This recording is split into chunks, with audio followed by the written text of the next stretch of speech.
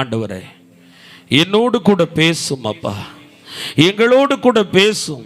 இந்த மழை காலத்திலே, குளிர்காலத்திலே எங்களுக்கு இந்த மழையை நிறுத்தி இயற்கையை சாதகமாக்கி ஏதோ ஒரு நோக்கத்தோடு கூட எங்களை புறப்பட பண்ணி அதற்கான தயவை கொடுத்து வீட்டாரின் அனுமதி கொடுத்து பத்திரமாய் கொண்டு வந்து இங்கு சேர்த்திருக்கிறீர். ஒரு முகாந்திரம் உண்டு, ஒரு நோக்கம் உண்டு. இப்பொழுது வானம் திறக்கப்படட்டும், வானத்தின் வாசலாய் மாறட்டும், பரிசுத்த ஆவியானவர் பலமாய் வெளிப்படுவீராக. ஒவ்வொரு வார்த்தைகள் வரும் பொழுதும் அது ஜீவனாயிருக்கட்டும், சுகமாயிருக்கட்டும், சத்தியமாயிருக்கட்டும், போதனையாயிருக்கட்டும், ஆலோசனையாயிருக்கட்டும். அந்த வேதத்தில் வெளிச்சம் எழும்பி பிரகாசிக்கட்டும். அந்த வேதம் இவர்களுக்கு பாதைகளை உண்டு பண்ணட்டும், விடுதலை தரட்டும், ஆசீர்வதியும். இயேசுவின் நாமத்தில் ஜெபிக்கிறோம் பிதாவே, ஆமேன், ஆமேன், அல்லேலூயா. கர்த்தர் நல்லவர், ஆமேன். இன்றைக்கு ஆண்டவருக்கு ஒரு சில எதிர்பார்ப்புகள் நம்ம மேல இருக்கு. ஆமேன். அது என்னடா எதிர்பார்ப்பு? நான் தானே எதிர்பார்த்து வந்திருக்கேன். எதுக்கு? என்னை எப்படியாவது காப்பாற்றி விட்டுற மாட்டாரா? என்னை எப்படியாவது தப்பிக்க பண்ணிட மாட்டாரா? எங்களை எப்படியாவது ஆசீர்வதிச்சிட மாட்டாரா? நான் ஆண்டவர்கிட்ட எதிர்பார்த்து இருக்கிறேனே. இல்லை, ஆண்டவர் உங்ககிட்ட நிறைய எதிர்பார்க்கிற ஏக்கங்கள் அவருக்குள்ள இருக்கு. நமக்கு ஒரு ஏக்கம் இருக்கு. எதுக்கு? எப்படியாவது என் பலவீனமான கணவன் பலப்பட்டுறணும், எப்படியாவது என் பிள்ளைங்க ரட்சிக்கப்பட்டுறணும், ஏக்கம். ஆனால் ஆண்டவருக்கும் எதிர்பார்ப்பும் ஏக்கமும் அது நிறைய நேரம் உங்ககிட்டையும் எங்ககிட்டையும் கிடைக்காம அவர் ஒருவேளை ஏமாந்து போகிறதுமா இருக்கு. முதலாவது, அவர் எதை ஒரு மனுஷனிடத்தில், தன் பிள்ளையினிடத்தில், ஒரு சபையினிடத்தில், ஒரு ஊழியக்காரனிடத்தில், ஒரு விசுவாச பிள்ளைகிட்ட எதிர்பார்க்கிறார்னா, லூக்கா 17ஆம் அதிகாரம் 12ஆம் வசனத்திலிருந்து வாசிக்க கேட்கலாம். இருங்க, கொஞ்சம் எல்லாரும் எடுத்துக்கிட்டோம், நீங்களே வாசிங்க, நான் எல்லாரும் எடுக்கட்டும். லூக்கா 17:12 இருந்து வாசிங்க. அவர் ஒரு கிராமத்தில் பிரவேசித்த போது குஷ்டரோகம் உள்ள மனுஷர் 10 பேர் அவருக்கு எதிராக வந்து தூரத்தில் நின்று, இயேசு ஐயரே, எங்களுக்கு இறங்கும் என்று சத்தமிட்டார்கள்.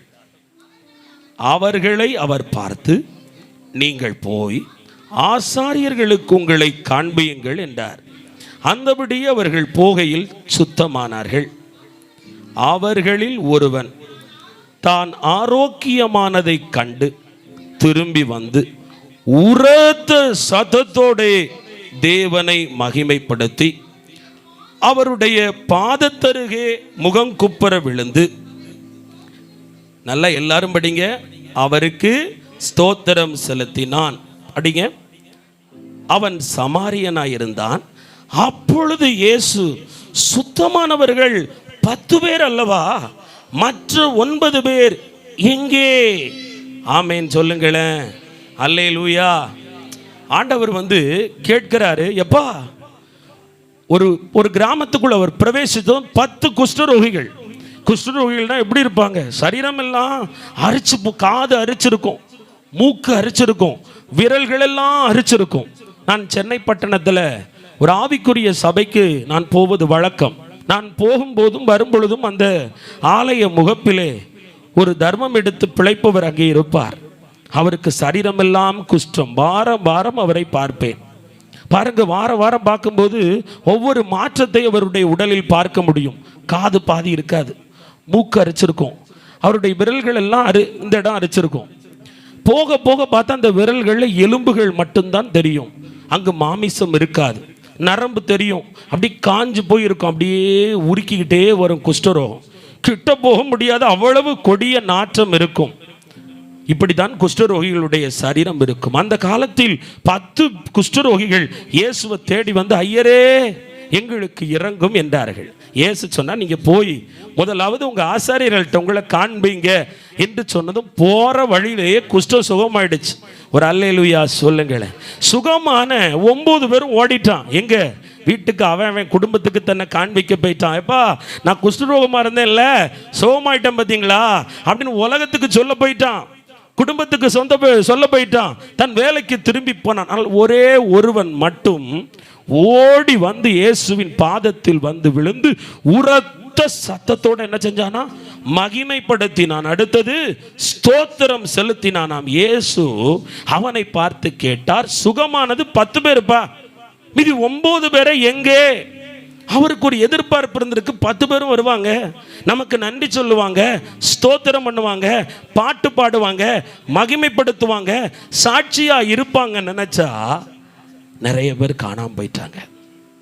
இன்னைக்கு உங்க வாழ்க்கையில் இயேசு கடந்து வந்த பாதையில் ஏராளமான நன்மை செஞ்சிருக்காரு. இன்னைக்கு ஒரு பெரிய தீமை இருக்கு, உண்மை. இன்னைக்கு பெரிய தேவை இருக்கு, போராட்டம் இருக்கு. ஆனா கொஞ்சம் யோசிங்க, விவரம் தெரிஞ்ச நாள்ல இருந்து இன்னைக்கு வர மரணம் உங்களை தொடாம இருந்துச்சா? மரணம் சந்திக்காம இருந்துச்சா? மரணம் தொட்டு விட்டு போனது. பைக்கில் போகும்போது சற்று கொஞ்சம் தான், இல்லைன்னா விபத்துக்குள் ஆகியிருப்போம். வியாதி, இந்த வியாதிக்கு மரித்து போயிருப்போம். ஆனால் ஆண்டவர் செய்த நன்மை ஏராளமான நன்மை. பாருங்கள், நான் 2013ஆம் ஆண்டு உடுமலைப்பேட்டையில் என்னுடைய சகோதரன் கடை வைத்திருந்தான். அந்த கடையை நான் தான் பார்த்தேன். அப்போ அந்த உடுமலைப்பேட்டை அவுட்டரில் தான் வீடு. நான் காலையிலே பஸ்ஸில் வருவேன், டவுன் பஸ்ஸில் இறங்கி வந்து பஸ் ஸ்டாண்ட் பக்கம் கடையை திறக்க போவேன். அப்படித்தான் ஒரு சமயம் பஸ்ஸு வெளியில் என்னை இறக்கி விட்டுட்டான். இறக்கி விட்டதும் பஸ் ஸ்டாண்டுக்குள்ளே தீவிரமாக ஓடுறேன். எதுக்குன்னா பஸ்ஸை கிராஸ் பண்ணேன். நான் ஓடும்போது சடால்னு ஒரு பஸ்ஸு முன்னாடி, எனக்கும் அந்த கேமரா தூரத்துக்கும் தான் அந்த வண்டி சடனாக பிரேக் அடிக்கு, இல்லைன்னா நான் அன்றே மரித்து போயிருப்பேன். எவ்வளவு நன்மைகள் ஆண்டவர் செய்திருக்கிறார். உங்கள் வாழ்க்கையில நீங்கள் யோசிச்சு பார்த்தா உங்கள் கணவன் வாழ்க்கை, பிள்ளை வாழ்க்கையெல்லாம் அவ்வளவு அற்புதம் நடந்திருக்கும். நூல் இலையில், மயிர் இலையில் உங்களை தப்ப பண்ணி இருப்பார். ஆனால் எவ்வளவு நன்மை சொன்னோம், எவ்வளவு நன்றியாக இருக்கிறோம், எவ்வளவு ஸ்தோத்திரம் செலுத்துகிறோம், எவ்வளவு மகிமைப்படுத்துகிறோம். பாருங்க, ஒருவன் மட்டும் வந்தான். ஆண்டவர் கேட்டார், மீதி உள்ளவங்கெல்லாம் எங்கப்பா? இன்னைக்கு ஆண்டவர் உங்களை பார்த்து கேட்கிறாரு. இன்னைக்கு நீ கண்ணீர் வடிக்கிற, இன்னைக்கு நீ கவலைப்படுற, இன்னைக்கு நீ புலம்புற, இன்னைக்கு நீ வேதனைப்படுற, இன்னைக்கு நீ ஒருவேளை மனஸ்தாபப்படுற, தீங்கு உன்னை துக்கப்படுத்துறதுனால உபத்திரவம் தாங்க முடியாம ஒருவேளை நீ வெம்பலப்படலாம். ஆனா மகளே, நான் உன் வாழ்க்கையில செய்த அற்புதம்லாம் எவ்வளவோ இருக்க, அதுக்கு உன் நன்றியை எங்க? அவங்க வாழ்க்கையில ஒருத்தன் தான் திரும்பி வந்தா, 9 பேரை எங்கன்னாரு. ஆண்டவர் உங்ககிட்ட கேட்காரு, இன்னைக்கு பிரச்சனை உங்க வாழ்க்கையில ஒன்று தான் இருக்கு. ஆனா நான் செஞ்ச 9 காரியத்துக்கு ஸ்தோத்திரத்தை எங்க, பாட்டை எங்க, மகிமை எங்க, அதுக்கான சந்தோஷத்தை எங்க? இன்னைக்கு நீ துக்க முகத்தோடு அல்லவா இருக்கிறாய், கவலை அல்லவா படுகிறாய். அப்படியே பிணாத்திக்கிட்டு புலம்பிட்டு பைத்தியம் போல தெரிஞ்சுக்கிட்டு இருக்கோம் வீட்டுக்குள்ள. எதுக்கு? இருக்கிற ஒரு கஷ்டம் 2 கஷ்டத்துக்கு. ஆனா ஆண்டவர் செய்த ஏராளமான நன்மைக்கு உன் வாயில் ஆண்டவர் எதிர்பார்க்காரு. ஸ்தோத்திரத்தை காணுமே, பாட்டை காணுமே, உரத்த சத்தத்தை காணுமே, மகிமையை காணுமே. எங்கே எதிர்பார்க்கிறார்? ஆமேன் சொல்லுங்க, அல்லேலூயா சொல்லுங்க. அவர் காலையிலே வராரு. என் பிள்ளை எழும்பிட்டா, உட்கார்ந்துட்டா, கட்டில் பக்கம் வருவார். ஏன்னா அவர் ஏதேன் தோட்டத்தில் பகலின் குளிர்ச்சியான வேளையில் ஆதாம் ஏவாளுக்கு மத்தியில் உலாவின கர்த்தர். நீங்கள் எழும்பும் போது சும்மாவா எழும்புவீங்க? ஏசப்பா அப்படின்னு சொல்லி காலை தூக்கி கீழே போடுவோம். ஏன்னா அந்த கால் மேலே போனால் கீழே வராது. அதனால் கீழே போட்டு குறுக்கெல்லாம் வலிக்குது, ஏசப்பான்னு தான் அவர் வந்துடுவார். சரி, வந்து ஸ்தோத்திரம்னு வருதான்னு பார்த்தா, என்ன ஆண்டவரே, இன்னைக்கும் பொழுது இப்படி தான் போகுமா? புலம்பலோடையே எழும்புகிறோம். என்னத்த வாழ்க்கை போ, என்ன அதே கிச்சன், அதே சமையல் அப்படின்னு சொல்லி புலம்பலோடு ஆரம்பிக்கிறோம். ஆனால் ஆண்டவர் கேட்பார், நான் செய்த நன்மைக்கெல்லாம் ஸ்தோத்திரத்தை எங்க, கனத்தை எங்க, மகிமை எங்க, உரத்த சத்தத்தை எங்க? சிலர் அவங்க வீட்டுக்குள்ளே அந்த வாரம் பிரச்சனை அல்லது பலகீனம்னா அன்னைக்கு அவங்க கை தட்டுறதும் பாடுறதையும் பார்த்தா புரிஞ்சுக்கலாம், வீட்டில் ஏதோ 7:30 நடந்திருக்குன்னு அர்த்தம். என்ன நடந்திருக்கு? 7:30. அதனால் எங்கே என்ன எப்படி இருப்போம்? துக்கத்தோடு இருப்போமா? ஏன்னா நான் படுற கஷ்டம் எனக்கு தான் தெரியும். இவன் வேற எலும்பு, உட்காரு, கைத்தட்டு, பாடு, மனுஷி படுற வேதனை உள்ள அப்படின்னு. ஆனால் ஆண்டவர் பார்ப்பாரு, இன்னைக்கு நீ வேதனைப்பட்ட, நேற்று நைட்டு வரை நீ சந்தோஷமாக இருந்தாயே, உனக்கு நான் சந்தோஷத்தை தந்தேனே, மகிழ்ச்சியை கொடுத்தேனே, அதற்கான ஸ்தோத்திரத்தை உன் வாயில எங்க?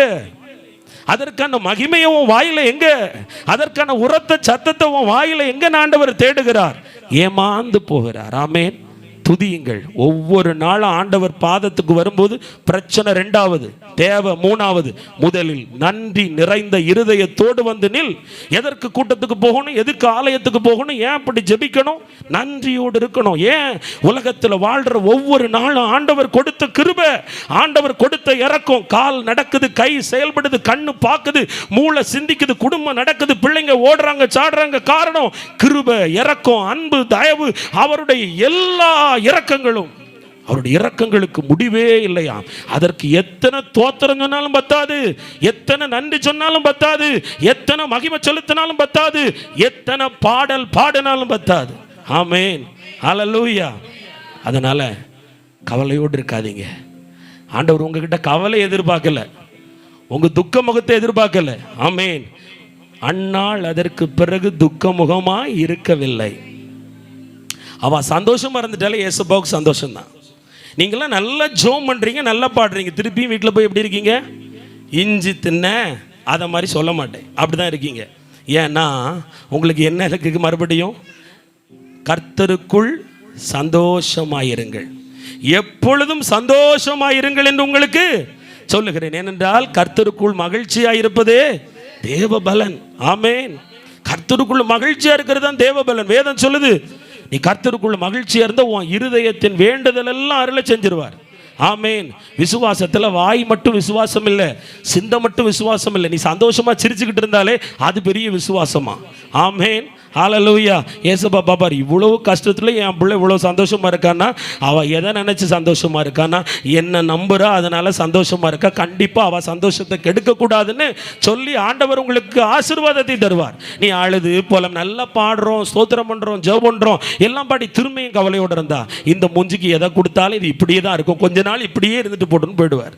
ஒரு ஹல்லேலூயா சொல்லுங்க. ஆமா, எப்போ பார்த்தாலும் பிள்ளை வீண் அழுதுட்டு இருந்தால் அந்த பிள்ளைய தாய்க்கே ஒரு காலத்தில் பிடிக்காமல் போயிடும்.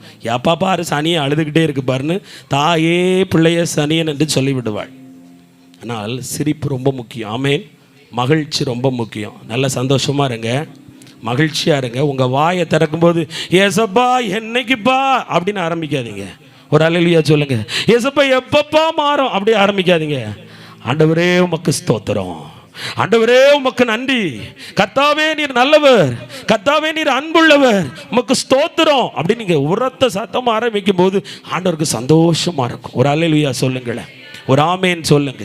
என் அன்பு தேவ பிள்ளை, இரண்டாவது ஆண்டவர் நம்மிடத்தில் எதிர்பார்க்கிற ஒரு காரியம் மத்தேயு 26ஆம் அதிகாரம் 26, மத்தேயு 26:40 படிங்க. பின்பு அவர் சீஷர்களிடத்தில் வந்து அவர்கள் நித்திரை பண்ணுகிறதை கண்டு பேதுருவை நோக்கி, நீங்கள் 1 மணி நேரமாவது என்னோடு கூட விழித்திருக்க கூடாதா? அடுத்தது, நீங்கள் சோதனைக்குட்படாதபடிக்கு விழித்திருந்து ஜெபம் பண்ணுங்கள், ஆவி உற்சாகம் உள்ளதுதான், மாம்சமோ பலவீனம் உள்ளது என்றார். அவர் மறுபடியும் 2ஆம் தரம் போய், என் பிதாவே, இந்த பாத்திரத்தில் நான் பானம் பண்ணினால் ஒழிய இது என்னை விட்டு நீங்க கூடாதாகில் உம்முடைய சித்தத்தின்படி ஆக்கிடுவது என்று ஜெபம் பண்ணினார். அவர் திரும்ப வந்தபோது அவர்கள் மறுபடியும் நித்திரை பண்ணுகிறதை கண்டு அவர்களுடைய கண்கள் மிகுந்த நித்திரை மயக்கம் அடைந்திருப்பதை கண்டு. ஆமென். அக்காமாருக்கெல்லாம் பகல்லையே தூக்கம் வந்துடுது. எதுலேயே தூக்கம் வந்துடுது? பகல்லையே தூக்கம் வந்துடுது. இவ்வளோ பெரிய ஸ்பீக்கருக்கு நடுவில் நான் கேட்குறேன், இரவு ஆண்டவர் கேட்கிறார் என்னோடு கூட 1 மணி. இது யாரை பார்த்து கேட்டார்? சீஷர்களை பார்த்து. சீஷர்கள் பகலெல்லாம் இந்த இயேசு சுவாமி பின்னாடியே தான் போகிறாங்க, நடந்து போகிறாங்க. அதுவும் கடல் வழியாக நடக்கிறதெல்லாம் ஈஸி இல்லை. கடற்கரை மண்ணுக்குள்ள காலு புதஞ்சு நடந்து போகணும். விசைப்படகு அல்ல, இயந்திர படகு அல்ல, கையினால் வச்சு அந்த மரப்படகுல தான் அவங்க பயணப்பட்டிருக்கணும். ரொம்ப களைப்பு, அசதி, சோர்வு, பலகீனம் எல்லாம் இருந்திருக்கும். இரவு போய் ஆயாசமாக தூங்குறாங்க. ஆனால் ஏசப்பா அவங்க கிட்ட ஒன்று எதிர்பார்த்தார். நீ பகலெல்லாம் என் கூட நடக்கிற, ஓகே, பகலெல்லாம் என் ஊழியத்தில் இருக்கிற உண்மைதான், பகலெல்லாம் கடினமாய் உழைக்கிற உனக்கு வேலை ஜாஸ்தி, ஆனால் இரவு என்னோடு கூட 1 மணி நேரமாவது விழித்திருக்க கூடாதா? இது இயேசுவோட எதிர்பார்ப்பு. இது அவருடைய ஏக்கம். அவர் மறுபடியும் போறார், திரும்பியும் தூங்குறாங்க, அவர் ஏமாந்து விடுகிறார். தேவ பிள்ளையே, பெண்கள் தான் பகல்ல வீட்டு வேலை ஜாஸ்தியா இருக்கலாம், பிள்ளைங்க காரியம் ஜாஸ்தியா இருக்கலாம், ஆனா இயேசுவோடய நீங்க நடக்கலாம். நான் பகல்ல கிச்சன்ல சமையல் பார்த்துட்டு யூடியூப்ல பிரசங்கம் கேட்கிறேன் பிரதர், நான் நிறைய ஜூம் மீட்டிங்ல கலந்து கொள்ளுகிறேன், நான் ஊழியம் செய்றேன், ஊழியத்துக்கு போனேன், சபைக்கு போனேன், அதனால நான் இன்னைக்கு தூங்குறேன்னு சொன்னா அவர் சம்மதிக்க மாட்டார். இரவு 1 மணி நேரம் நீங்க அவரோட இருக்கணும்னு விரும்புறாரு. ஆமேன் சொல்லுங்க. நீங்க பெரிய கன்வென்ஷன் கூட்டத்துக்கு 3 நாள் போயிட்டு வந்தாலும் இரவு நீங்க தூங்குறத அவர் விரும்பல. 1 மணி நேரம் என் கூட உட்கார்ந்துரு. எதுக்கு? உங்க நன்மைக்கு, நீ சோதனைக்கு உட்படாதபடிக்கு. நம்ம கேட்கிறோம், சோதனை வந்தது யாருக்கிட்ட போறோம்? ஆண்டவர்கிட்ட. ஏன் ஆண்டவர் இது வந்துச்சு? எதுக்காக இதை அனுமதிச்சிங்க? ஏன் இந்த மந்திரம் தலை தூக்குது? ஏன் இந்த சாபம் போகல? ஏன் இந்த தரித்திரம் போகலன்னா, காவலாளியாய் விழித்திருக்க வேண்டிய நீ, ஜாமக்காரியாய் விழித்திருக்க வேண்டிய நீ, உன் வீட்டிலே திறப்பை அடைக்க வேண்டிய நீ தூங்குகிறதினால் பிசாசு களை விதைக்க வருவான். அதனாலதான் ஆண்டவர் தாம் பிள்ளைகிட்ட எதிர்பார்க்கிறார், அம்மா என் கூட 1 மணி நேரமாவது முழுசா விழித்திரு. ஒரு அல்லேலூயா சொல்லுங்க. கால் மணி நேரமா இல்லை, கொஞ்ச நேரம் செல்போன், கொஞ்ச நேரம் பிரேயர், அப்படி இல்லை. முழு 1 மணி நேரத்தை பாடல் பாட, பைபிள் படிக்க, முழங்காலில் நிற்க, ஸ்தோத்திரம் பண்ண, அவருக்கு காத்திருக்க செலவு செய்த பிறகு படுக்க போங்க. ஆமேன். உங்க வாழ்க்கை ஆசீர்வாதமா இருக்கும். பாவம் உங்களால் உங்க கூட போராட முடியாது, சாபம் போராட முடியாது. நீங்க 1 மணி நேரம் உங்க வீட்டுக்குள்ள விழிச்சிருந்துட்டா உங்க கணவனை பிசாசு தொட முடியாது, உன் வாலிப மகளை பிசாசு தொட முடியாது, உன் எல்லைக்குள்ள ஏவப்படுகிற ஆவி வர முடியாது. ஏனென்றால் ஜெபம் ஆழமானது, ஜெபம் வல்லமை உள்ளது. அதுவும் தூங்குவதற்கு முன்பு ராச்சாமங்கள் தொடங்குகிற நேரம் ஒரு தேவனுடைய பிள்ளை முழங்கால் போட்டா உருவின பட்டயத்தோடு தூதன் அந்த வீட்டுக்குள் வருவான். அந்த வீட்டுக்கு நேராய் வானம் திறக்கப்படும், அது வானத்தின் வாசலாய் மாறும். யாக்கோபு பாருங்கள், பின்பு குடும்பத்தை அக்கறை படுத்திவிட்டு தனித்திருந்து செபித்தானது வானத்தின் வாசலாய் மாறினது. அம்மா ஐயா, நீங்க உங்க வீட்டில் எல்லாரையும் கொஞ்சம் அக்கறைப்படுத்தி நைட்டு நீங்க தேவ சமூகத்தில் நின்னோ முழங்கால் போட்டோ உட்கார்ந்தோ ஜெபிச்சுட்டா, நான் சொல்லுவேன் அந்த வீட்டுக்கு நேரம் வானம் திறக்கப்பட்டுரும், அது வானத்தின் வாசலா மாறும், பரலோக வெளிச்சம் அந்த வீட்டுக்குள்ள வந்துடும். அதற்கு பிறகு அந்த வீட்டுக்குள்ள வாத வர முடியாது, கொள்ள நோய் வர முடியாது, பேய் வர முடியாது, பிசாசு வர முடியாது, மந்திரம் வர முடியாது. ஏனென்றால் தேவனுடைய பிள்ளை திறப்புல நிக்கிற இடத்துல கல்வாரி சிலுவையினுடைய இரத்தம் சொட்டு சொட்டாய் கொட்டப்பட்டு கொண்டிருக்கும். பரிசுத்த ஆவியின் அக்கினி ஆங்காங்கே போடப்பட்டு கொண்டிருக்கும். ஒரு அல்லேலூயா சொல்லுங்க. இதுதான் பெரிய பாதுகாப்பு. கண்டிப்பா ஆண்டவர் அதை உங்ககிட்ட எதிர்பார்க்கிறார். இந்த வருஷம் நீங்க எதுலெல்லாம் தீர்மானம் எடுக்கணும்னா, ஆண்டவரே நான் நன்றி உள்ளவளா எப்பவும் இருக்கணும், ஸ்தோத்திரம் பண்றதுல உரத்த சத்தமா இருக்கணும். நம்பர் 2, நான் ஜெபிக்கணும். ஆமேன் சொல்லுங்க. 3வது மத்தேயு 17, 3வது மத்தேயு 17 14ஆம் வசனம். அவர்கள் எல்லாரும் எடுங்க, மத்தேயு 17 14. அவர்கள் ஜனங்களிடத்தில் வந்தபோது ஒரு மனுஷன் அவரிடத்தில் வந்து அவர் முன்பாக முழங்கால் படியிட்டு, ஆண்டவரே என் மகனுக்கு இரங்கும், அவன் சந்திரோகியாய் கொடிய வேதனைப்படுகிறான், அடிக்கடி தீயிலும் அடிக்கடி ஜலத்திலும் விழுகிறான், அவனை உம்முடைய சீஷர்களிடத்தில் கொண்டு வந்தேன், அவனை சொஸ்தமாக்க அவர்களால் கூடாமல் போயிற்று என்றான். ஆமேன். இயேசு உடனே என்ன சொல்றாரு? உங்களிடத்தில் எதுவரை, இயேசு பிரதியுத்தரமாக, விசுவாசம் இல்லாத மாறுபாடுள்ள சந்ததியே, எதுவரைக்கும் உங்களோடு இருப்பேன், எதுவரைக்கும் உங்களிடத்தில் பொறுமையாகவும் இருப்பேன், அவன் என்னிடத்துல கொண்டு வாங்கங்கிறார். ஆமேன். 3, ஆண்டவர், நீங்க ஆண்டவரை பாடுற பிள்ளை, அப்படிதானே? ஆண்டவரை தேடுற பிள்ளை, ஆண்டவருக்கு ஸ்தோத்திரம் பண்ற பிள்ளை, காணிக்க கொடுக்கிற பிள்ளை, ஆலயத்துக்கு போற பிள்ளை. ஆண்டவர் உங்ககிட்ட எதிர்பார்க்கிறது விசுவாசத்தை. ஆமேன். நிறைய நேரம் சத்தியம் உங்க கணவரை விட உங்க பிள்ளைங்களை விட நீங்க தான் நிறைய கேட்பீங்க. பிரசங்கம் கேட்குறீங்க, வெளிப்பாடுகளை பார்க்குறீங்க, நிறைய ஜோம் பண்ணுறீங்க, உங்களுக்கு சில அதிகாரம் இருக்கு. விசுவாசிகளால் நடக்கிற அற்புத அடையாளங்கள் அவனை. ஆனால் உங்களால் உங்கள் வீட்டுக்கு விரோதமான சில பேய்களை ஜெயிக்க முடியலை, எதிர்க்க முடியலை, போராட முடியலை. ஆனால் நம்ம பேரை மட்டும் விசுவாசின்னு வச்சுருக்கோம். நான் இந்த சபையோட விசுவாசி, நான் இன்னாருடைய விசுவாசி, நாங்கள் இந்த ஐக்கியத்தோட விசுவாசி. விசுவாசின்னு பேர் இருக்கு, ஆனால் விசுவாசிக்கு தேவையான அந்த வல்லமை எங்கே போச்சு? ஆண்டவர் விசுவாசிய வெறும் ஆண்டவர் பின்னாடி போகிறதுக்கு மட்டும் எதிர்பார்க்கல. சீஷர்களை எப்பவுமே தனக்கு கீழே அடிமையாக வைக்க மட்டும் இயேசு விரும்பலை. சீஷர்களை வச்சு ஆண்டவர் வேலை வாங்க மட்டும் விரும்பல. சீஷர்கள் 12 பேரும் ஆண்டவரோட எப்பவுமே கூடவே பாதுகாப்பு படையா இருக்கணும்னு விரும்பல. அந்த சீஷர்கள் தங்களுக்கு கொடுக்கப்பட்ட அதிகாரத்தை பயன்படுத்தணும்னு இயேசு விரும்பினார். அவங்க விசுவாசத்தை கொண்டு பிசாசை எதிர்க்கணும்னு விரும்பினாரு. ஆனா இந்த சீஷர்களால வியாதியையும் சுகமாக்க முடியல, பேயையும் சுகமாக்க முடியல. நிறைய பேர் உங்கள் ஜபத்தால் உங்கள் வீட்டுக்கு விரோதமாக போராடுற போராட்டத்தை எதிர்க்க முடியலை. ஏன்னா மாறுபாடான சந்ததியே. மாறுபாடுனா என்ன சொல்லுங்க பார்க்கலாம். நீயா நானா, அவனா அவளா, எங்கேருந்து மாறுபாடு ஆரம்பிக்கி? மறுபடியும் வந்துட்டேன் புருஷன் பொண்டாட்டிக்குலேருந்து. நீ சொல்கிறத நான் கேட்கவா, நான் சொல்கிறத நீ கேட்கவா? பிள்ளைகள்கிட்ட மாறுபாடு. ஒரே கூடாரத்துக்குள் வருவோம், சபைக்கு போவோம், மாறுபாடு. சீஷர்களுக்குள்ள இந்த மாறுபாடு இருந்துச்சு. இயேசு போன பிறகு யார் பெரிய ஆளு? மாறுபாடான சந்ததி யாரே? ஏன் விசுவாசம் செயல்படவில்லை தெரியுமா? மார்க்க பேதங்கள், பிரிவினைவாதங்கள். ஆமென். விசுவாசியை எதுக்கு ஆண்டவர் அழைச்சாரோ அழைப்பை விளங்கி கொள்ளாத கிறிஸ்துவ கூட்டங்கள். இயேசு எதற்காக உன்னை அழைத்தார்? தன்னை விசுவாசிக்கும்படி. ஆமென். பிசாசினுடைய ராஜ்யத்தை எதிர்க்கும்படி, பிசாசின் பிடியில் அகப்பட்டோரை மீட்கும்படிதான் ஆண்டவர் உங்களை ரட்சித்திருக்கிறார். உங்களை தன்னை பின்பற்றும்படி அழைப்பை கொடுத்திருக்கிறார். அதற்குத்தான் சபை, அதற்குத்தான் ஐக்கியம், அதற்குத்தான் 5 விதமான ஊழியக்காரர்களை எழுப்பி உங்களுக்கு சுவிசேஷத்தை அறிவித்து உங்களை சீஷனாக மாற்றி வைத்திருக்கிறார். ஆமென். சீஷர்களுக்கு ஆண்டவர் என்ன சொன்னாரு? சகல ஜனங்களுக்கும் சுவிசேஷத்தை அறிவித்து என்னுடைய சீஷனாக்குங்கள். நம்ம சீஷன் ஆயிட்டோமா? ஏன் அந்த விசுவாசம் இல்லை? மாறுபாடு. கர்த்தர் சொல்றார், எதுவரை நீ புலம்புவ, எதுவரை முறுமுறுப்ப, நான் எதுவரை உன் கூட இருப்பேன். உன் விசுவாசத்தை வச்சுதான். ஏன்னா சீஷர்கள் நினைச்சுக்கிட்டாங்க இயேசு பார்த்துக்கிடுவார், எல்லாவற்றையும் இயேசு பார்த்து கொள்வார், நமக்கு என்னப்பா அவர் பார்த்துக்கிடுவார், நம்மளால முடியலையே அவர்கிட்ட கொண்டு போவோம்.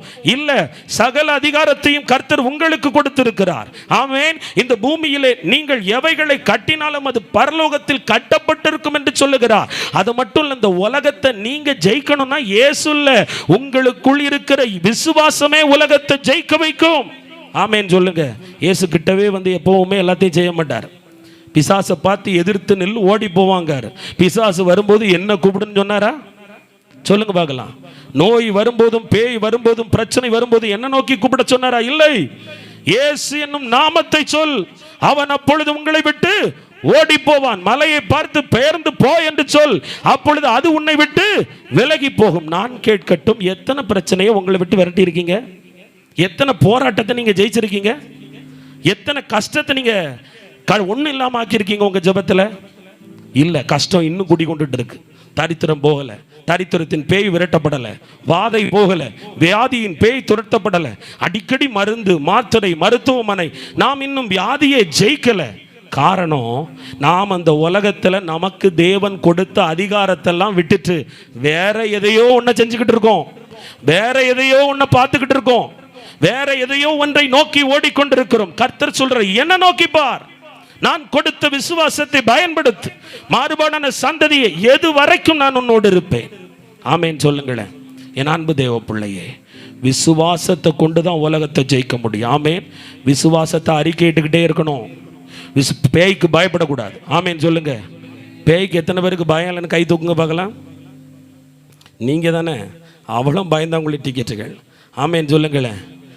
பிசாசுக்கு பயப்படக்கூடாது, வியாதிக்கு பயப்படக்கூடாது, நோய்க்கு பயப்படக்கூடாது. இயேசு ஒருவருக்கே பயப்படணும். விசுவாசத்தை அறிக்கையிடணும். ஆமேன்னு சொல்லுங்களேன். இயேசு எதிர்பார்த்தாரு, நான் இவங்களை அபிஷேகித்தேன், அழைச்சேன், என் கூட கொண்டு வந்தேன், அதிகாரம் கொடுத்தேன், இவங்க விசுவாசத்தை கொண்டு பேயெல்லாம் துரத்துவாங்கன்னு நம்பினாரு.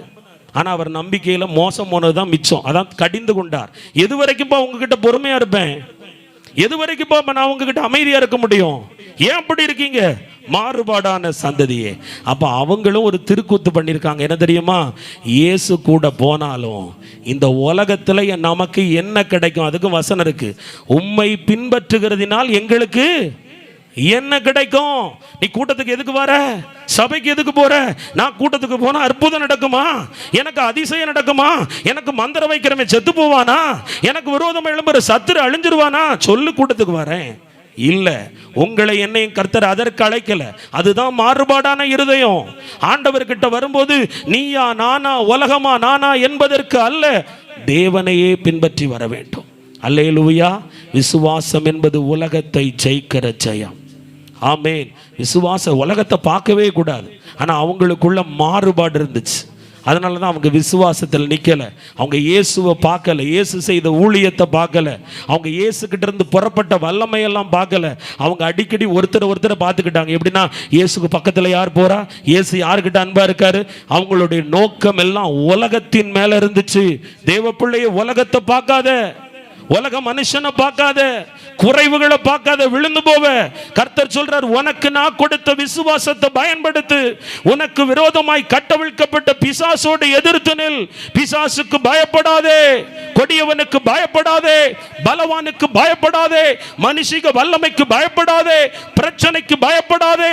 இயேசு கிறிஸ்து என்னும் நாமத்தில் எதிர்த்து நின்று பார். அது ஒன்றும் இல்லாமல் உன்னை விட்டு ஓடி போகும், குடும்பத்தை விட்டு ஓடி போகும். அந்த அதிகாரத்தை கர்த்தர் உங்களுக்கு பலமாய் கொடுத்திருக்கிறார். அல்லேலூயா. மூன்றாவது எடுத்தவங்க வாசிக்கலாம், ஏசாயா 5:1-9. ஒரு திராட்சை தோட்டத்தையும் ஒரு திராட்சை குலைகள் வைக்கப்படுறதையும் தான் வசனம் சொல்லுது. உங்களை நம்பி ஏன் சபை கொடுத்தாருன்னா, உலகத்தில் பல கோடி மக்களுக்கு கிடைக்காத ஒரு ரட்சிப்பை இலவசமாக கொடுத்தார். நாம் மெத்தனமாக உட்கார்ந்துருக்கோம், ரட்சிப்பை அசட்டை பண்ணிட்டு. உலக மக்களுக்கெல்லாம் கிடைக்காத கிருபை, ஜீவனுள்ள தேவன் யார் என்பதை நீங்களும் நானும் அடையாளம் கண்டு கொண்டோம். இது உங்களாலோ என்னாலோ உண்டானதல்ல, கர்த்தர் நமக்கு கொடுத்த ஈவு. ஆமேன்னு சொல்லுங்க. அதனால விலையேற பெற்ற ரட்சிக்கப்பட்டிருக்கோம். எதுக்கு ரட்சிக்கப்பட்டோம்?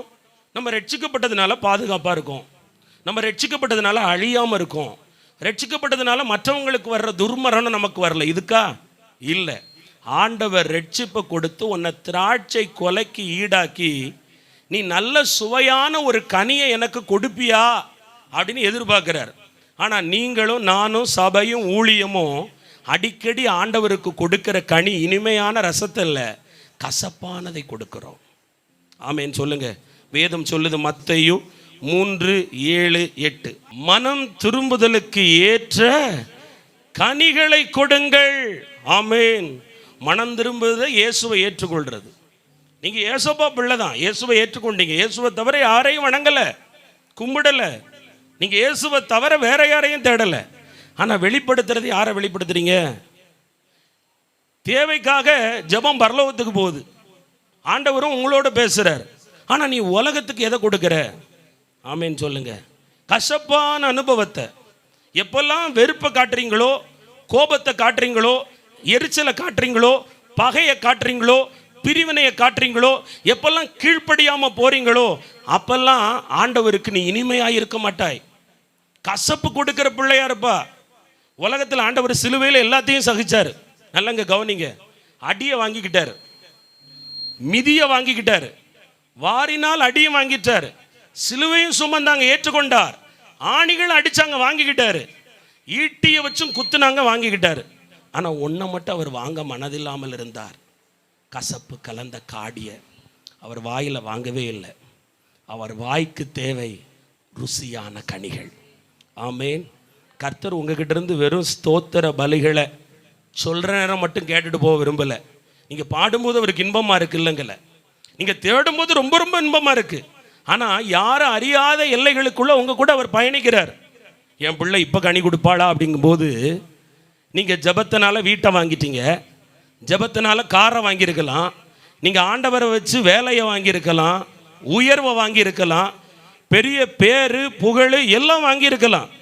அந்த அத்தி மரத்தை போல நல்ல பருமனான மரம், நிறைய கிளைகள் பச்சம் பசேல வெளியே தோன்றலாம். ஆனால் உங்கள் வாயை திறந்தா, உங்கள் இருதயத்தின் ஆழத்தை ஆண்டவர் பார்த்தா, உள்ள என்ன இருக்கு? உள்ள என்ன இருக்கு? ஆண்டவர் சொல்லுகிறார், கசப்பு கலந்த அனுபவம். ஆண்டவர் எதிர்பார்க்கிறார், நீ மாறணும். ஆமென். உபவாசம் போடணும். எதுக்கு? நான் நல்ல கனியை கர்த்தருக்கு கொடுக்கணும், என் சபைக்கு கொடுக்கணும், என் ஊழியத்துக்கு கொடுக்கணும், என் குடும்பத்துக்கு கொடுக்கணும், என் தெருவுக்கு கொடுக்கணும், என் மக்களுக்கு கொடுக்கணும், என்ன பார்க்குறவங்க இயேசுவை பார்க்கணும்.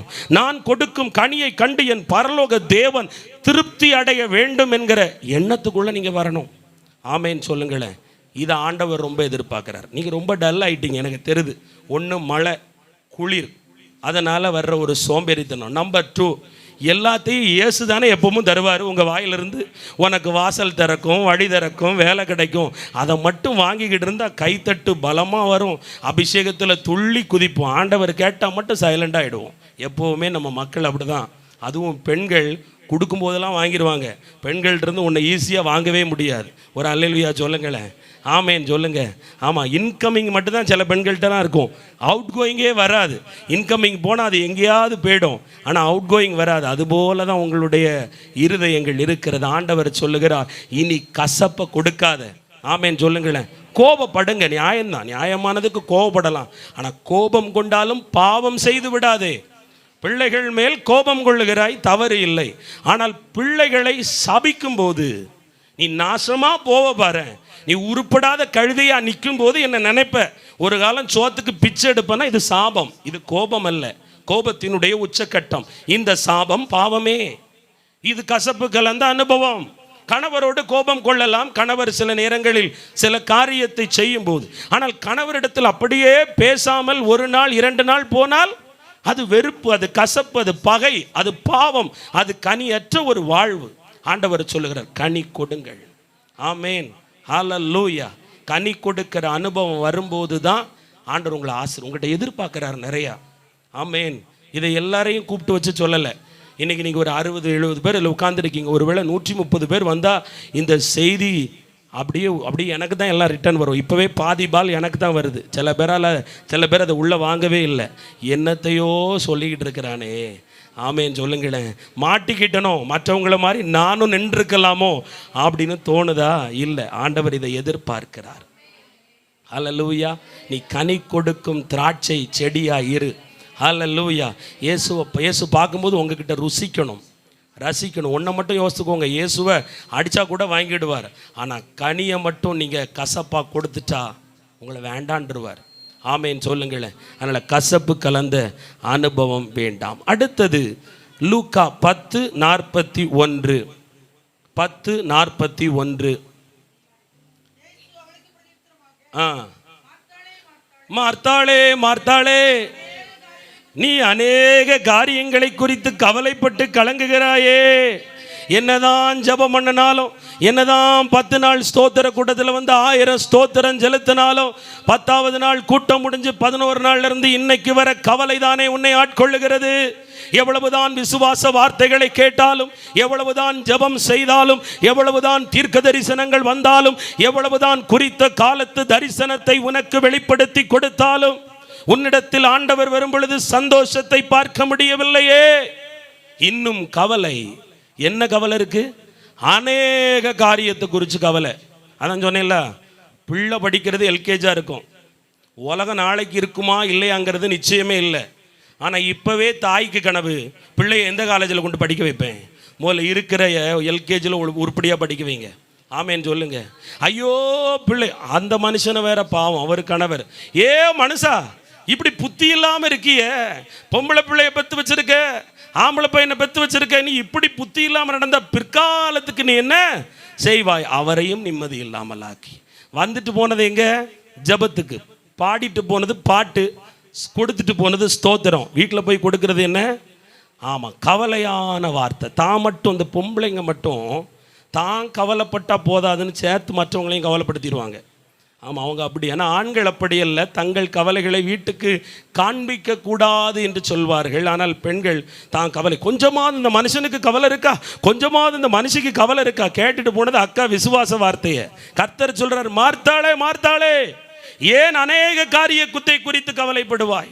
ஒருவேளை நீங்கள் சொல்லுவீங்க, நீ பிரசங்கம் பண்ணுறாப்ப என் காரியத்தில் வந்து நீ நடத்தித்தா அப்படி நீங்கள் சொல்கிறீங்களா? ஆமேன்னு சொல்லுங்கள். நான் நடத்தி தரேன். ஜெபிச்சு கர்த்தர் நடத்தி தருவார். ஒரு கவலையும் படாதிருங்கள். இயேசு ஜீவிக்கிறார், இயேசு உயிரோடு இருக்கிறார். அவர் உயிரோடு இருக்கிற கர்த்தர். ஆமென். அவரால் எல்லாம் ஆகும். நீங்க விசுவாசிச்சா ஆகும். நீங்க கவலைப்பட்டா ஒண்ணு நடக்காது. கர்த்தர் சொல்லிட்டார் நடக்கும்னு சொல்லுங்க.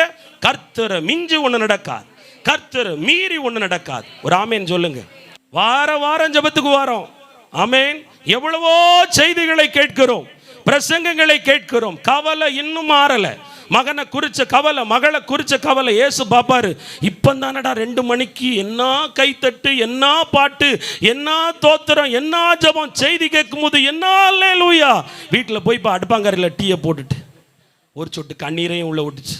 ஒரு ஆமேன்னு சொல்லுங்களேன். புலம்பியும் தள்ளிக்கிட்டு திருப்பி பழைய டேப்பரை காட்டுற மாதிரி. அந்த காலத்து ஆல் இண்டியா ரேடியோ உஸ் உஸ் உஸ்ன்னு இறையும். அதுபோல் ஸ்தோத்திரத்துக்கு போல புஸ் புஸ்ன்னு இறைஞ்சிக்கிட்டு இருந்தா எப்படி அற்புதம் செய்வார்?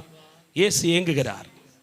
என்ன பாடுற பிள்ளை, ஜெபிக்கிற பிள்ளை, தேடுற பிள்ளை இப்படி கவலைப்பட்டா, கவலைப்படுறதுனால சரீரத்தில் ஒரு முளத்தை கூட்டவும் முடியாது, குறைக்கவும் முடியாது. அதுக்கு அர்த்தம் கவலைக்கு வேல்யூ இல்லை. கவலையால் ஆக்கவும் முடியாது, அழிக்கவும் முடியாது. ஆனால் விசுவாசத்தால் ஆக்க முடியும். ஆமென்.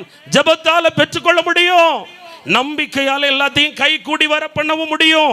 ஏனென்றால் தாவீது சொன்னான், நான் நம்புகிறது எனக்கு அவரால் வரும், நீங்கள் நம்புவது கர்த்தரால் வரும். ஹல்லேலூயா. என் ஆசீர்வாதத்துக்கு இவங்க தட அவங்க தட அப்படின்னு கவலைப்படாத. அவங்கள பார்த்து, சத்துருவை பார்த்து பார்த்து பார்த்து கவலைப்பட்டது போதும், வீட்டாரை பார்த்து பார்த்து கவலைப்பட்டது போதும். நீ சொல்லு, எல்லாரும் மோசம் பண்ணியிருந்தாலும் நான் நம்புகிறது எனக்கு கர்த்தரால் வரும். ஆமேன் சொல்லுங்க. அல்லேலூயா சொல்லுங்க. புழம்பாதீங்க. ஆமென். அநேக காரியத்தை குறித்து ஒப்பாரி வைக்கிறது போதும். ஒரு அல்லேலூயா சொல்லுங்க. இனி ஜெபம் செய்வோம், துதிப்போம். கர்த்தர் பெரிய காரியத்தை செய்வார். அல்லேலூயா. அடுத்தது லூக்கா. நான் உங்களை சீக்கிரமாக தான் விட்டுலான்னு பார்த்தேன், ஆனால் ஆண்டவர் விடுற மாதிரி இல்லை. இப்போ விட்டுருவேன். லூக்கா 24, லூக்கா 24, 25 26. அவர்களை நோக்கி தீர்க்கதரிசிகள் சொன்ன யாவையும். நல்ல பாருங்க, மறுபடி வாசிங்க. அப்பொழுது அவர் அவர்களை நோக்கி, தீர்க்கதரிசிகள் சொன்ன யாவையும்.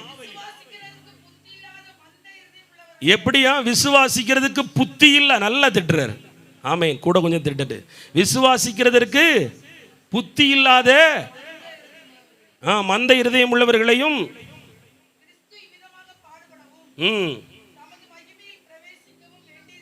நல்லா கவனிக்கணும். இந்த 12 பேரும் கூடயே போகிறாங்க. அவர் கூட தான் படுக்க, அவர் கூட தான் சாப்பாடு, அவர் கூட தான் படகு சவாரி, வாழ்வோ சாவோ சொல்லிக்கிட்டே இருக்காரு. எப்போ நான் ஒரு நாள் எடுக்கப்படுவேன், 3ஆம் நாள் உயிரோடு எழும்புவேன், இப்படி நடப்பேன்னு வசனத்தில் வாக்குரைச்சிக்கிட்டே இருக்கார். இந்த 12 காட்டி கொடுக்கப்பட்ட நைட்டு ஆன அப்செட் தான். புத்தி இல்லாதவர்களைப் போல நடந்து கொண்டார். அவன் எங்கே போய் உட்கார்ந்தானோ தெரில, எம்மா ஊரில் போய் உட்கார்ந்துக்கிட்டான். சீஷர்கள் எல்லாம் கதை கலங்க ஆரம்பித்தார்கள். ஆமேன் சொல்லுங்க. சத்தியம் பண்ணவும் சபிக்கவும் தொடங்கி, இந்த இயேசு எனக்கு தெரியாதுன்னு ஒருத்தன் சொல்லிட்டான். ஒருத்தன் மீனை பிடிக்கவே போயிட்டான். பழைய தொழில், எப்பா இனி தொழில் செட் ஆகாது, நான் பேசாமல் இருந்துக்கிறேன்னு சொல்லி போயிட்டான். இப்போ ஆண்டவர் சொல்ல வராரு, கர்த்தருடைய வார்த்தை. எத்தனை வார்த்தை உங்கள் வாழ்க்கையில் வந்துச்சு? அதை நம்புறீங்களா? பிரச்சனை நம்புறீங்களான்னா நிறைய பேர் பிரச்சனையை தான் நம்புறீங்க. புத்தி இல்லாத மந்த இருதயம் உள்ள ஜனமே, புத்தியும் இல்லை மந்தமும் பட்டு போச்சு. ஒரு அல்லேலூயா சொல்லுங்க. ஒன்றை கர்த்தர் கொடுப்பேன் என்று ஒரு வார்த்தையை உங்களுக்கு வசனம் மூலம் தந்திருந்தால், ஒன்றை செய்வேன் என்று தீர்க்க தரிசிகள் மூலம் தீர்க்க தரிசனம் சொன்னால் அது நடக்கும். அல்லேலூயா. ஆனால் சூழ்நிலைமை சாதகமாக இருக்காது. இயேசு சொன்னார், எப்போ எனக்கு இப்படிலாம் சம்பவிக்கும், உங்களில் ஒருவன் என்னை காட்டி கொடுப்பான். இயேசு குற்றமற்றவராய் குற்றம் சாட்டப்படுவார், அடிக்கப்படுவார், மரணிப்பார். ஆனால் அவங்களால அதை விளங்கி கொள்ள முடியல. புத்தி இல்லாதவர்கள். பிரச்சனை வரும்போது வாக்க பார்க்கறது இல்லை, வசனத்தை பார்க்கறது இல்லை, பிரச்சனையை தூக்கிட்டு அலைவோம், பாடுகளை சுமந்துட்டு அலைவோம். பாருங்க அக்கா இப்படி ஆயிற்று, அண்ணா இப்படி ஆயிற்று, பார்த்தீங்களா? இல்லை, ஓகே, மனுஷன் கொடுக்கிற ரிப்போர்ட், மனுஷன் பேச்சுக்கிற பேச்சு ஒருவேளை உங்கள் வாழ்க்கையில் உள்ள தோல்வி அல்ல. கர்த்தர் என்ன வார்த்தை கொடுத்தாரு அதை கேளுங்க, அதை நம்புங்க. கர்த்தருடைய வார்த்தை ஒரு நாளும் பொய்த்து போகாது. ஆமேன். கர்த்தர் எதிர்பார்க்கிறார். ஒவ்வொரு நாளும் பிரச்சனை வரும்போது என் பிள்ளை அந்த பிரச்சனையான நேரத்தில் பிரச்சனையை பேசுகிறாளா, பிரச்சனையை கொடுக்கிறவங்கள பேசுகிறாரா, பிரச்சனையை எப்படி தீர்க்க போறேன்னு புலம்புறாளா, இல்லை நான் புத்தி உள்ளவனாய் நான் தந்த தீர்க்க தரிசனத்தையும் வார்த்தையையும் நம்பி பேசுகிறாளான்னு பார்க்கிறார். ஆமேன் சொல்லுங்க. ஆண்டவர் இதெல்லாம் உங்ககிட்ட எதிர்பார்க்கிறார். ஒரு அல்லேலூயா சொல்லுங்களேன். இது கொஞ்சம் விளங்காத புரியாத, ஆனால் உங்களுக்கெல்லாம் விளங்கும். சலிச்சு கொண்டு வந்திருக்காரு உங்களை. ஒரு ஆமேன் சொல்லுங்க. எதுக்கு? நீங்கள் இதை கடைபிடிக்கணும். உங்கள் வாழ்க்கையில் கட்டுகளை கர்த்தர் உடைக்க போகிறார். அல்லேலூயா ஆமேன் சொல்லுங்க. பிரச்சனை தருபவர்கள் 1000 பேர் வேலையில் இருப்பார்கள், வீதியில் இருப்பார்கள், குடும்பத்தில் இருப்பார்கள், சொந்தத்தில் இருப்பார்கள், எல்லாவற்றிலும் இருப்பார்கள். ஆனால் அற்புதத்தையும் அதிசயத்தையும் செய்கிற வார்த்தை இருதயத்துக்குள்ள இருக்கணும். ஆமேன் ஹல்லேலூயா. எப்பவுமே நான் சொல்கிறேன், வாக்குகள் மனப்பாடம் பண்ணுங்க. ஆண்டவர் உங்களுக்கு தந்த வசனத்தை பிரச்சனையை மட்டும் மனப்பாடம் பண்ணி வச்சுருக்கீங்கல்ல. 60-65 வயசாயிருக்கும். ஆனால் கல்யாணம் கட்டி வந்து தான் மாமியார் செஞ்சதை இன்னைக்கும் மறந்துருக்க மாட்டாங்க. ஆமேன்னு சொல்லுங்களேன். ஆமாம், நான் கல்யாணம் கட்டி எப்போ 30 வருஷத்துக்கு முன்னாடி உள்ள சம்பவம் அச்சு அசாலா தத்துரூபமாக நடந்ததை போல எமோஷனலாக பேசலாம் சரிது. நான் சொல்கிறேன், கர்த்தர் தந்த வார்த்தை எனக்கு அன்னைக்கு அந்த கூட்டத்தில் ஆண்டவர் இப்படி பேசினார். ஆமேன். நான் தனியாக ஜெபிக்கும் போது ஆண்டவர் எனக்கு இதை காண்பிச்சு கொடுத்தா. இதுதான் சிந்தையில் இருக்கணும். உலகத்தில் உள்ள முந்தினவைகளை நினைத்து பார்க்காதே, பூர்வமானவைகளை சிந்திக்காதே. ஆமேன். உலகமும் உலக உறவுகளும் கசப்பைத்தான் தரும், சாட்டை அடிகளைத்தான் தரும், ஆணிகளைத்தான் கொடுக்கும், முற்களைத்தான் கொடுக்கும், சிலுவையைத்தான் தரும். ஆனால் இயேசு விமோச்சனத்தை தருவார். ஹல்லேலூயா. சிலுவையை பற்றியே அல்லாமல் வேறொன்றை குறித்து மேன்மை பாராட்டாதிருங்கள். அவரவருக்கு அவர் ஒரு பாடு பெருசாக இருக்கும். நான் சொல்கிறேன், அதெல்லாம் இனி இந்த மீதி எத்தனை நாள் இருக்கோ தெரியல, அதை பேசக்கூடாது. இனி வாக்குகளை பேசணும். கர்த்தர் இந்த வருஷம் இந்த வாக்கு கொடுத்தார், இந்த மாதம் இந்த வாக்கு கொடுத்தார், இந்த ஊழியர் மூலம் இந்த தீர்க்க தரிசனத்தை. நமக்கு ஏன் தெரியுமா தீர்க்க தரிசனம் ஞாபகம் இருக்க மாட்டேங்கி? நம்ம ஒரு தீர்க்கதரிசிட்ட கேட்டால் தானே. நம்ம ஊரெல்லாம் தீர்க்கதரிசி யார் என்ன சொன்னாங்கிறதே தெரியாது. இப்போ நான் கூப்பிட்டு சிலரை போன வெள்ளி நான் என்ன செய்தி கொடுத்தேன்னு கேட்டா தெரியாது. 10 நாளில் என்னத்துக்கு ஜெபிச்சோன்னு யாரையாவது கேட்டா மனப்படம் பண்ணியிருக்க மாட்டோம். ஒரு ஆமேன்னு சொல்லுங்க. ஆனால் கிளிப்பிள்ளைக்கு சொல்கிறது போல் சொல்லி கொடுத்து ஜெபிக்க வச்சாலும் மைண்டில் நிற்க மாட்டேங்குது. ஏன் தெரியுமா? மைண்டில் புத்தி இல்லாத ஜனங்களுக்கு உலகத்தினுடைய காரியம்தான் உள்ள இருக்கு. கர்த்தர் சொல்றார், என் காரியத்தை வை. அதை எதிர்பார்க்கிறார் ஆண்டவர். பிரச்சனையை நீங்கள் சிந்தைக்குள்ள வாயில வச்சுட்டு சுமக்கிறது எதிர்பார்க்கல. சீஷர்கள்ட்ட எதிர்பார்த்தார். இந்த பாவி பயலுக ஏன் அப்படி ஓடி போனாங்க, ஏன் அப்படி பின்வாங்கி போனாங்க? நான் 3.5 வருஷமும் அவங்களுக்கு சொல்லி தானே கொடுத்தேன், தீர்க்கதரிசிகள் மூலமாக சொல்லி கொடுத்தேன், நான் சொன்னேன். பின்பு இதை நம்பாம அவங்க ஏன் இப்படி பின்வாங்கி போனாங்க? எதிர்பார்க்கிறார். ஒரு அல்லேலூயா சொல்லுங்க. ஆமேன்னு சொல்லுங்க. கடைசியா யோவான் 21ஆம் அதிகாரம் 15ஆம் வசனம். யோவான் 21:15. சீக்கிரமா. இயேசு சீமோன் பேதுருவை நோக்கி, யோனாவின் குமாரனாகிய சீமோனே, இவர்களிலும் என்னில் அதிகமாய் அன்பாய் இருக்கிறாயா என்றார். போதும். அல்லேலூயா. இப்போ 7வது வாக்கியம். ஆமேன். என்ன கேட்குறாரு? என்கிட்ட எல்லார பாக்கிலாம் அன்பாக இருக்கியா? அதையும் எதிர்பார்க்குறாரு. நிறைய நேரம் ஆண்டவர் மேலே அன்பில் ஆண்டவர்கிட்ட போய் ஜெபிக்கிறத விட நம்ம பெத்த பிள்ளை மேலே உயிருக்கு மேலே அன்பு இருக்கும், அல்லது கணவர் மேலே கிறுக்கான அன்பாக இருக்கும். இதுக்காக போய் ஆண்டவர்கிட்ட அன்பு கூறக்கூடாது. என் ஆண்டவர் தான் எனக்கு முதல்ல. ஆமேன். ஆண்டவர் நீங்கள் கொடுக்குற காசு, பணம், உங்கள் ஜபம் எல்லாத்துக்கும் பின்னணியை பார்ப்பார். எதுக்காக இவன் இன்னைக்கு உட்காந்துருக்கா? ஓஹோ, அவளுக்கு அந்த கஷ்டம், அதை நினச்சி அழ வந்தாளா? என்ன நினச்சி யாராவது அழுறாங்களான்னு பார்ப்பார். எதை நினச்சி? ஒருவர் என்கிட்ட சொன்னாங்க, நீங்கள் உங்கள் அனுபவங்களை என்கிட்ட ஷேர் பண்ணலை, சிலர் ஷேர் பண்ணாங்க. பிரதர், இந்த 10 நாள் ஸ்தோத்திர கூட்டத்தில் ஆண்டவருடைய ஆணிகள் பாய்ந்த தழும்புக்காக ஸ்தோத்திரம் பண்ணது இதுதான் என் வாழ்க்கையில் முதல் தரம். நான் அந்த தழும்புகளை நாங்கள் நினைப்போம், ஆனால் அதுக்காக துதிச்சதில்லை. அந்த முள்முடி குத்தப்பட்ட சிரசிலிருந்து வெளிப்பட்ட வலிக்காக ஸ்தோத்திரம். எனக்காக தானே தாங்குனீங்க, அதுக்கு நன்றி சொல்ல வச்சாரு. ஆமேன்னு சொல்லுங்க, அல்லேலூயா சொல்லுங்க. ஏசப்பா, ஐயோ நான் கஷ்டப்படுறேனே, என் கஷ்டம் மாறலைன்னா அழுக வருது. ஆண்டவரே, மனுக்குலத்துக்காக நீங்கள் எவ்வளவோ கஷ்டப்பட்டீங்கன்னு அழுக வருதா, பாரம் வருதா? அன்றைக்கி உண்மையை சொல்லணும், 2:2 உள்ளே வந்தீங்க. நான் இயேசுவுக்காக ஒரு சொட்டு கண்ணீர் வடித்தேன், இயேசுவுக்காக மட்டும். ஐயோ ராஜ்யம் இப்படி பாழா போகுதே, மக்கள் அழியிறாங்களே, ஐயோ என் ஆண்டவருடைய ரத்தம் வீணாக போயிடக்கூடாதே, அவருடைய விலைக்கரையும் வீணாக போயிடக்கூடாதே அப்படின்னு அவருக்காக அழுதேங்கிறவங்க மட்டும் ஒரு கை தூக்குங்க பார்க்கலாம். அவருக்காக மட்டும் நான் அழுதேன். சரி, இப்போ நான் சொல்கிறேன், பிரச்சனை எனக்கு அவ்வளோ பிரச்சனை, அதை நினச்சி அழுதேன். மீதி உள்ளவங்க அதெல்லாம் அதுக்காக தான் அழுதோம். ஆனால் ஆண்டவர் சொல்கிறேன், நீ என்னில் அன்பாக இருக்கிறாயா? ஆமேன், ஹல்லேலூயா. கர்த்தர் விரும்புகிறது என்ன நேசிக்கணும். ஏன்னா இது தனி மனித எழுப்புதல் காலம். ஒரு ஹல்லேலூயா சொல்லுங்க. எழுப்புதலை பல பேர் பல விதமாய் பிரசங்கித்தாலும் கடைசி காலம் ஒரு மனெல்லாம் இருக்காது. ஆமேன்.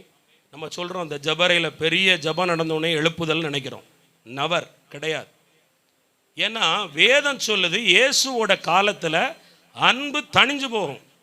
ஆமேன். மனுஷகுமாரனுடைய காலத்தில் விசுவாசத்தை காண்பாரோ. ஆனால் எழுப்புதல் அப்படின்னா என்ன தெரியுமா? ஆண்டவர் மேலே உள்ள அளவற்ற அன்பு, கண்ணாபின்னமான அன்பு. சகை ஓடனா பாருங்க, வேலையெல்லாம் போட்டுட்டு, அட போட பெரிய அதிகாரி, மரம் மேலே ஏற எவ்வளோ வெக்கமாக இருக்கும்.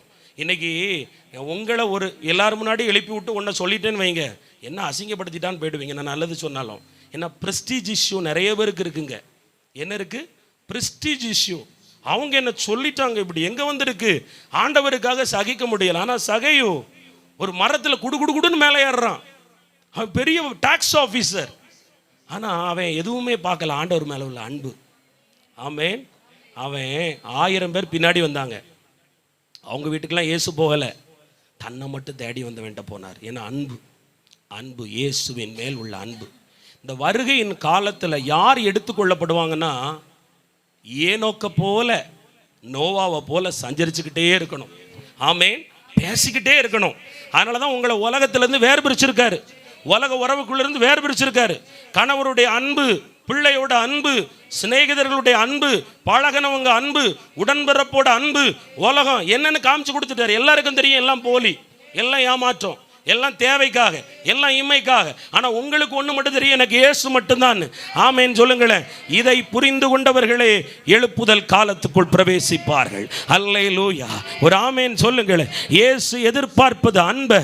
நல்ல ஜெபம் பண்றீங்க, ஆனால் நல்லா ஜெபிச்சுட்டு, நல்லா பாடிட்டு, நல்லா துதிச்சுட்டு, நல்ல கூட்டத்தில் எல்லாம் போட்டுட்டு வீட்டுக்குள்ளே போய் இயேசுன்னு பேசவே இல்லாமல் அப்படியே உலகத்தில் ஃபோனில் ரொம்ப நேரம், உலகத்தில் டிவியில் ரொம்ப நேரம், சில பேர் பிள்ளைங்க கிட்ட ரொம்ப நேரம் ஃபோனில் பேசுகிறீங்க. நான் சொல்கிறேன், அதெல்லாம் செய்யாதீங்க. பிள்ளைகள்கிட்ட பேசக்கூடாதுன்னே சொல்லலை, அளவுக்கு மீறி பேசாத. ஆமேன்னு சொல்லுங்க. சில தாய் கல்யாணம் கட்டி கொடுத்தாலும், அன்னைக்கு ஒருத்தவங்க சொன்னாங்க, கல்யாணம் கட்டி கொடுத்து மகளை அனுப்பிச்சா பிரதர். தாய் எப்பொழுதும் மகளிடத்தில் எவ்வளோ நேரம் வீடியோ காலில் இருப்பாங்களாம்? 2 மணி நேரம். காலை 2 மணி நேரம், மாலை 2 மணி நேரம், இரவு 2 மணி நேரம். அப்புறம் அந்த பிள்ளை குடும்பம் நடத்துமா? தாயோடு பேசுமா? செய்யக்கூடாது. விக்கிரக ஆராதனை இது. விக்கிரகம் என்பது சிலைகளை வணங்குவது மட்டுமல்ல, இயேசுவை விட அதிகமாய், இயேசு கிறிஸ்துவை விட அதிகமாய் நீ ஒருவரை ரொம்ப நேரம் கொடுத்து மெனக்கெட்டு பண்ணுனா அதுதான் விக்கிரக ஆராதனை. உன் கையில் பைபிளை விட செல்போன் அதிகமாக இருக்குமானால், உன்னுடைய வாழ்க்கைக்குள்ள இயேசுவை விட உலக உறவுகளுக்கு அதிக நேரம் கொடுப்பாயானால், நீ இயேசுவிடம் பேசுவதை விட உலகத்தாரிடத்தில் அதிகமாய் ஒருவரிடத்தில் பேசி, அதுதான் விக்கிரக ஆராதனை. ஆண்டவருக்கு பிடிக்காது, அருவருப்பு. ஆமேன் சொல்லுங்க. அல்லேலூயா சொல்லுங்க. ஆண்டவர் எதிர்பார்க்கிறாரு, மகளே என்னிடத்தில் அன்பாயிரு, உலகத்திலும் உலகத்தில் உள்ளவைகளிலும் அன்பு கூறாத, கடமையை செய், கர்த்தருக்கு பயந்து செய். கணவனா, மனைவியா, பிள்ளையா, பெற்றோரா, கர்த்தர் எனக்கு கொடுத்தது, இதை ஜாக்கிரதையா அவர் வருமளவும் நான் கையாள வேண்டும், வருமளவும் பத்திரப்படுத்த வேண்டும். என்னை நம்பி கொடுத்த மந்தையில் உள்ளவர்களை நான் இதோ வருகைக்கு ஆயத்தப்படுத்த வேண்டும் என்று ஒரு தேவனுடைய பிள்ளை கிறிஸ்துவுக்காக அதை ஆயத்தப்படுத்த வேண்டும். ஆமேன் சொல்லுங்களேன். அல்லேலூயா சொல்லுங்க. இயேசு மகாராஜா சீக்கிரம் வரப்போகிறார். அவர் வருகை மிக மிக மிக சமீபமாக இருக்கிறது. அதனால் ஆர்ப்பரி தேவஜனமே, அன்பு அன்பு அன்பு, இருதயம் முழுவதும் இயேசுவால் நிரப்பு, சிந்தை முழுவதையும் இயேசுவால் நிரப்பு, பார்வை முழுவதும் இயேசுவின் மேல் இருக்கட்டும். அல்லேலூயா சொல்லுங்களேன். நான் ஒன்று சொல்கிறேன், இயேசுக்கிட்ட அன்பாக இருக்கிறவங்க உங்கள் ரகசியத்தை இயேசுவை தவிர வேறு யார்ட்டையும் சொல்லக்கூடாது. ஆமேன்னு சொல்லுங்கள். எல்லாரும் எழுப்பி நிற்கலாம். ஜெபம் பண்ணி முடிக்க போகிறோம். கடைசியாக கர்த்தர் ஒன்றை சொல்ல விரும்புகிறார். உங்களுடைய இருதயத்தை இயேசுவை தவிர வேறு யார்ட்டையும் திறக்கக்கூடாது. ஆமேன். சிம்சோன் பாருங்க, தேவன் அவங்கிட்ட அன்பாக இருந்தார். இஸ்ரவேலர்களுக்குள்ள அப்படிப்பட்ட ஒரு பலசாலியை வைக்கலை. ஆனால் அவன் ஆண்டவர்கிட்ட போய் இருதயத்தை திறக்காம யார் மடியில் படுத்து இருதயத்தை திறந்தான்? ஆமாம், முடிஞ்சு போச்சு அபிஷேகம். நான் சொல்லுவேன், உலகத்தில் போய் ரொம்ப இருதயத்தை திறக்காதீங்க. இது எனக்கு ரொம்ப அன்பான அக்கா, இவங்க எனக்கு ரொம்ப அன்பான தங்கச்சி, இது ரொம்ப அன்பான அண்ணன், அதுதான் குடும்பம் சந்திக்கு வர்றதுக்கு காரணம். உன் வீட்டு காரியத்தை யாரை நம்பியும் சொல்லாத. பேசாமல் இருக்கக்கூடாதுன்னு இல்லை, இயேசுவை பற்றி பேசுங்க. அக்கா இன்னைக்கு ஜெபம் நல்லா இருந்துச்சுல, இந்த ப்ரேயர் பாயிண்ட்ஸ் வச்சு நம்ம இப்படி ஜெபிக்கணும் அப்படின்னு இயேசுவையே வச்சு பேசுங்க. ஆமேன்னு சொல்லுங்கள். உங்கள் கணவரை குறித்து, உங்கள் மகனை குறித்து, உங்கள் மகளை குறித்து நீங்கள் பரலோகத்துக்கு தெரியப்படுத்தணும். நல்ல தேவ மனுஷங்களாக இருந்தால் தெரியப்படுத்தலாம். உங்கள் கதையை ஊரில் போய் மற்ற விசுவாசிகள்கிட்ட சொல்லாத ஒரு ஊழியக்காரம்மா, ஒரு ஊழியக்காரர் ஐயாவாக இருந்தால் சொல்லப்பட வேண்டிய காரியத்தை சொல்லலாம். ஆனால் மற்ற நேரம் உங்கள் இருதய ஆண்டவரோட தான் திறக்கப்படணும். அதுதான் அன்பை வெளிப்படுத்துறதுக்கு அடையாளம். நீங்கள் உலகத்தான்கிட்டையும் உங்கள் காரியத்தை மணிக்கூர் கணக்காக சொல்லிக்கிட்டு ஏசப்பா பாதத்துலேயும் சொன்னால் அவருக்கு அது எஃபெக்டாக இருக்காது. ஆமேன். அண்ணாள் பாருங்கள், உலகத்தில் கணவர்கிட்ட மட்டும் போனான். அவன் சொன்னால் நான் இருக்கேன்ல, உனக்கு 10 பிள்ளைகளுக்கு நான் சமமா அப்படின்னாரு. ஆனால் நேரடியாக அவள் வேறு எங்கும் போய் தன் ஆதரவை தேடாமல் தேவ சமூகத்துக்கு போனாள். அதுதான் அன்பு. அதான் எழுப்புதல் தீ அன்னாளினுடைய கற்ப கனிக்குள்ள வந்துச்சு. அவாக்கிட்ட இருந்து ஒரு தீர்க்கதரிசி வெளிப்பட்டார்.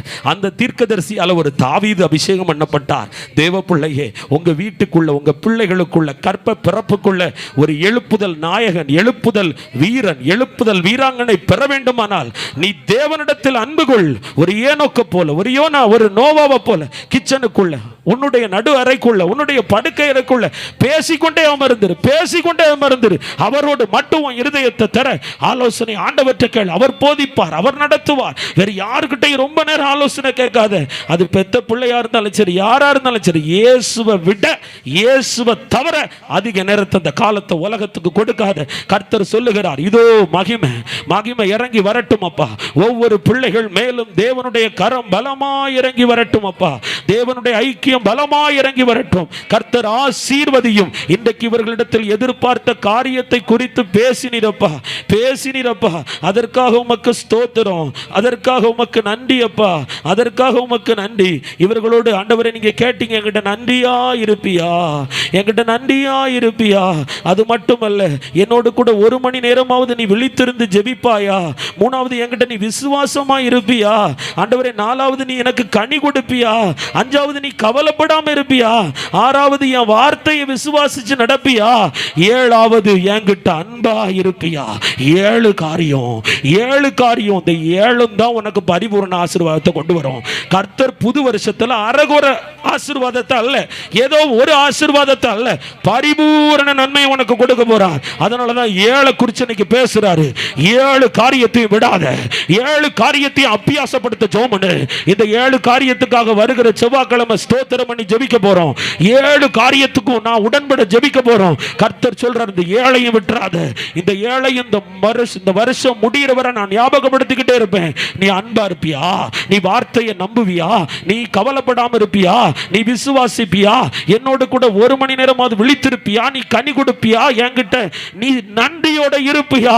கர்த்தர் எதிர்பார்க்கிற இந்த 7ஐயும் செய். கர்த்தர் பெரிய காரியத்தை செய்வார். ஆண்டவரே உமக்கு ஸ்தோத்திரம். இவர்கள் வாழ்க்கை ஆசீர்வதிக்கப்படட்டும், குடும்பம் ஆசீர்வதிக்கப்படட்டும், பிள்ளைகள் ஆசீர்வதிக்கப்பட்டிருப்பார்களாக, எல்லைகள் ஆசீர்வதிக்கப்பட்டிருக்கட்டும். இவர்கள் சிரசின் மேல் கர்த்தருடைய ஆசீர்வாதத்தை ஊற்றி ஜெபிக்கிறேன். உங்க அக்கினியை வைத்து ஜெபிக்கிறேன். கட்டுகளை அவிழ்த்து, சிறையிருப்பை திருப்பி, வேதனையை மாற்றி, சுகத்தை கட்டளையிடுகிறேன் இயேசுவின் நாமத்தினாலே. ஒவ்வொரு பிள்ளைகள் மேலும் வெற்றி உதிக்கட்டும், ஆசீர்வாதம் உண்டாகட்டும். துதிகன மகிமை உமக்கு செலுத்தி ஜெபிக்கிறேன் பிதாவே. என் ஆத்துமாவே கர்த்தரை ஸ்தோத்திரி, என் முழு உள்ளமே கர்த்தருடைய பரிசுத்த நாமத்தை ஸ்தோத்திரி. என் ஆத்துமாவே கர்த்தரை ஸ்தோத்திரி, கர்த்தர் செய்த சகல உபகாரங்களையும் மறவாதே. ஆமென். அல்லேலூயா.